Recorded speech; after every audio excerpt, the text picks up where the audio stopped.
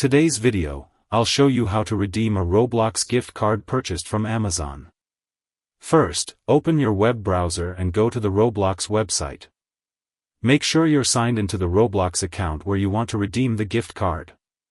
Next, click Buy Gift Cards.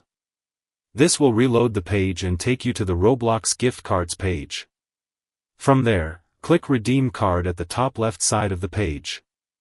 If you purchased a digital Roblox gift card from Amazon, find the gift card code provided with your purchase.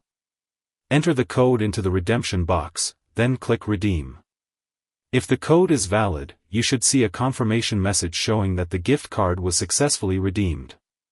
After redeeming the gift card, the value can be used for Robux according to Roblox's current gift card system.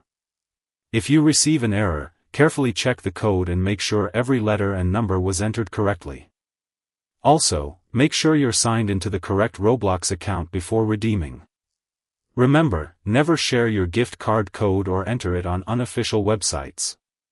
Only use the official Roblox website to redeem your code. And that's it. You now know how to redeem a Roblox gift card purchased from Amazon.